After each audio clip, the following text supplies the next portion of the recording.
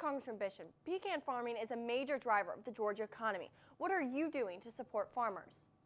Well, certainly we are doing everything that we can possibly do in terms of particularly creating market opportunities for them. Last year, the China Nut Growers Association, Nut Roasters Association were in our area, and of course we entertained them along with the American Pecan Industry Association. And of course, we were urging them to urge their government to lower the tariffs on export of our pecans to China.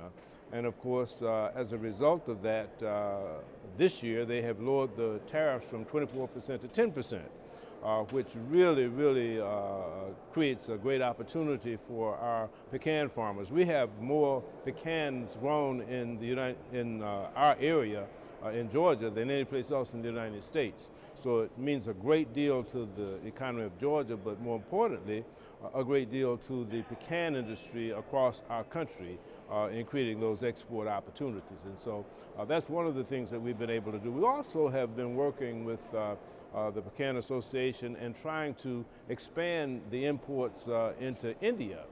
India has a great interest in receiving our exports of pecans, but they have a tremendously high tariff also on pecans, and of course we would like for them to make their tariffs consistent with the tariffs for the import of other nuts. And of course I had the opportunity last year to talk with Prime Minister Modi of India, as well as to give him a letter requesting that they look very seriously at reducing that tariff so that we would have that opportunity, which would mean a great deal economically to the pecan farmers in our area of Georgia, and of course the American Pecan Growers Association. Do you agree with leaving 10,000 troops in Afghanistan until the end of 2016? Why or why not? And how will that affect Robins Air Force Base? Well, obviously that's a very dangerous part of the world, and our strategy there has not gone as I think was expected, and it's apparently the decision of the Joint Chiefs and the President, the Commander-in-Chief, that we need to at least leave 10,000 personnel there. I don't think that will impact Robins in an adverse way. Right now, Robins supplies some 1,600 personnel annually to that theater in support of our mission there. The Robins also provides the depot maintenance for the Air Force. And of course, Robins is the center of the JSTARS effort, which supplies great support for our troops on the ground in Afghanistan.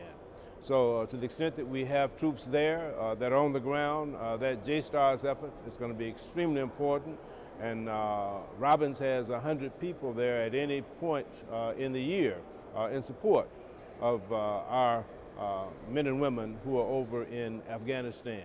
So I would think that the fact that we're extending for the additional 10,000 personnel there rather than bringing them home will just further the mission of the men and women at Robins, who are perhaps the most creative, the most ingenious, the best trained fighting men and women anywhere in the world in terms of armed forces. So we're proud of what they do, and we expect that their mission will continue, and of course that will of course underscore the importance of Robins Air Force Base.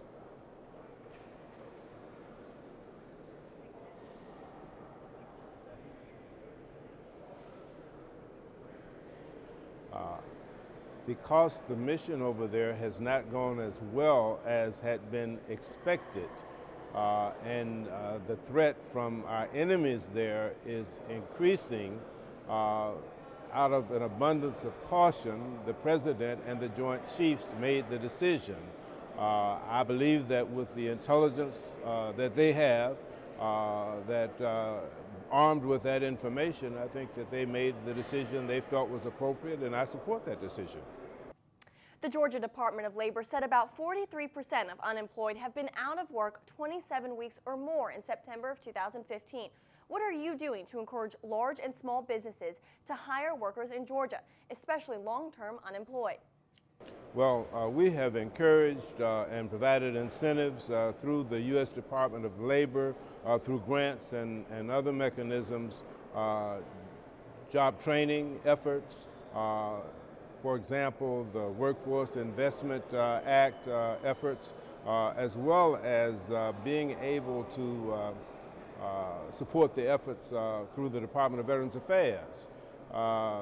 We have been working very, very hard over the last 3 years to make sure that our veterans who are returning from deployments and who are separating from the armed forces do not end up unemployed. And of course, that effort has been going very well. We have increased the priority for hiring veterans all across the board throughout the country, and particularly in Georgia. And many of the major companies are in fact hiring veterans, and as well as our governmental agencies, particularly the Department of Veterans Affairs. So we are doing everything that we can to try to put as many people back to work as we can, to make sure that the workforce is trained and that it has the skill sets that are needed for the jobs that are available. We want to continue to push for our economy to rebound so that when the economy rebounds, more jobs will be created.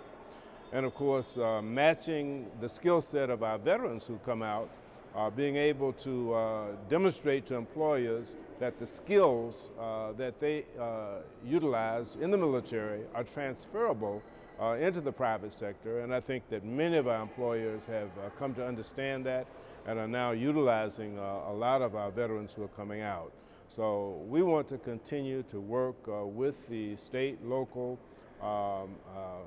government partnerships, with the private sector, with the chambers of commerce, to make sure that we create every opportunity for matching our available workforce with the skills needed in terms of training for employers. And of course, we are working with our local development authorities to try to bring additional companies to Georgia. We're very happy with the Como plant that's coming to Middle Georgia, which will employ hundreds in terms of manufacturing tires. And of course, every new industry that comes and every expansion of local industry creates more jobs, and we want to make sure that the people in Middle and Southwest Georgia have the opportunity to take those jobs, that they have the necessary skill sets. The Sable Trail Pipeline proposed has prompted several town hall meetings from citizens concerned about the impact it will have on the community. Are you hearing a consensus from local constituents about whether or not the pipeline and the compressor station should be built in South Georgia? And where do you stand on the issue? Well, I've heard overwhelmingly from the stakeholders in Southwest Georgia who have beyond the shadow of a doubt expressed very, very serious concerns and very strong opposition to the building of that pipeline. I think that the community itself has turned out in town hall meetings. The city government in Albany, Dougherty County, and many of the stakeholders in the area have very loudly and clearly stated their opposition based on the fact that they feel that it will be injurious to the community, that the toxins and the other unsavory consequences of locating the pipeline there with a compressor station would contaminate and would destroy the quality of life in the area. That area is an environmental justice area. There is a high level of minority populations, of low-income families. It's a populated area, and of course the introduction of that pipeline and particularly of the compressor station would definitely have an impact on the quality of life there. The topography there, the the ground there is filled with sinkholes, with lime sinks, which could result in a pipe cracking, as well as the fact that the people are just very, very concerned about it. And I have supported them in their efforts to, I'm sorry?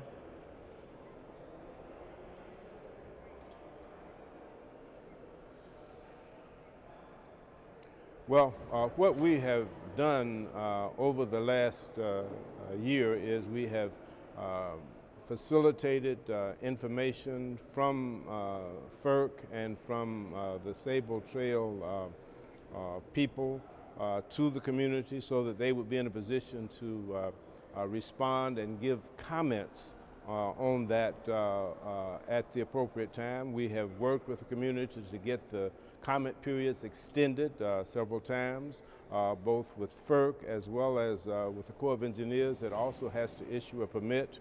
And of course, we're continuing those efforts. And of course, the most recent is we're in the process now of pointing out to FERC that their environmental impact statement did not fully and appropriately take into account the impact on environmental justice communities. And of course, there's a tremendous impact there. There's a major congregation there, Mount Zion Baptist Church, which is a 5,000 member congregation right in the pathway. There are several subdivisions. There's a mobile home park. And of course, there are a number of plantations, hunting reserves there, which all of which are in danger. The city's water supply, groundwater, is in danger if the pipeline goes through there. And of course, there are schools nearby. And the high level of intensity, of the density of the African American population there and the low-income population makes it clearly an environmental impact, environmental justice community. So we're very concerned about it, and I support the stakeholders who are raising opposition to it, and we hope that we can slow it down and stop it, or at least at a minimum have them move it away from this highly densely populated environmental justice area. It was reported that over 130 law enforcement leaders have joined the movement to reduce the nation's incarceration rate. Where do you stand on the issue of mass incarceration, and do you feel like we lock up too many nonviolent drug offenders? I think that goes without saying. I think that it's a drain on our tax dollars to have to support nonviolent offenders in our prisons. I think that that's been recognized by the governor and the state legislature, who have moved over the last two sessions for diversion programs as well as second chance programs to try to reduce the number of incarcerated personnel in Georgia. I think it's not just a Georgia problem, it's a nationwide problem, and the federal penal institutions, the Federal Bureau of Prisons is also cognizant of this, and I think that we in Congress are right now in the process of looking at criminal justice reform, which will also include sentencing reform. I think that you can see from a budgetary standpoint, because of our fiscal challenges, as well as for the human resource aspects of it, that it just makes sense if you have nonviolent offenders, or if you have people that are offenders because of a mental health condition or because of addictions, that the sources ought to be treated as opposed to mass incarceration. And of course, there are some disparities there in the sentencing for that, and that again results in a great expenditure of funds that could be put on better quality of life services.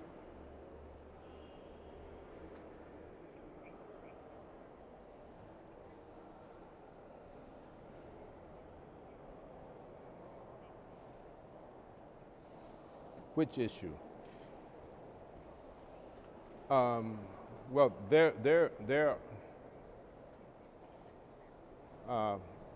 I just articulated the fact that if we have more diversion programs for nonviolent offenders, if we review our sentencing guidelines to eliminate the disparities, as for example between crack cocaine and straight cocaine, which basically should be treated the same.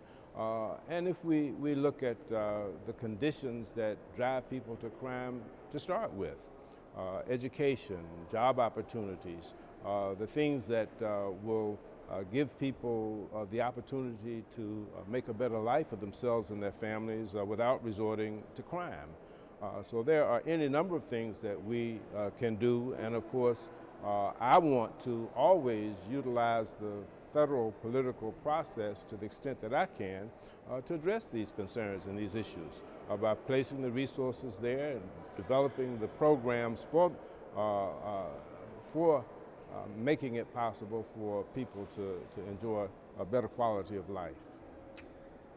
We uncovered families living in subsidized housing even if their household income is $10,000 or more above the limit. What can you do about that?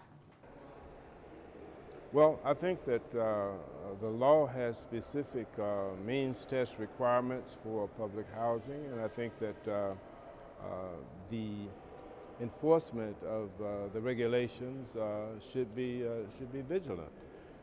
I believe that everybody deserves to live in a decent sanitary housing, and of course we want to make sure that those opportunities are there, but we want to also make sure that the regulations and the rules are complied with.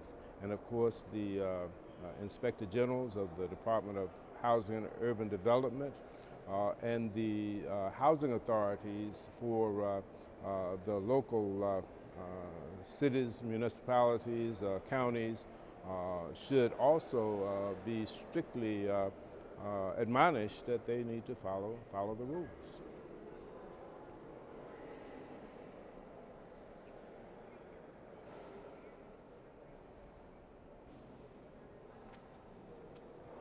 Well, I certainly hope that the people of Georgia will join us in prayer for our national government, for our Congress, and hopefully we will be able to come together not on a partisan basis, but on a nonpartisan, bipartisan basis to really address the needs and concerns of the American people. Because the challenges that we face are not Republican challenges, are not Democratic challenges, but they are American challenges, and it requires us to come together as elected representatives to discharge our constitutional duty to represent the people who send us to Washington. The government should be for the people, and of course we need to treat our positions as a public trust of responsibility to act for and in behalf of the people of the United States of America. And to the extent that we can put aside partisanship and finger pointing and start problem solving together, I think that will move us a lot closer to that objective.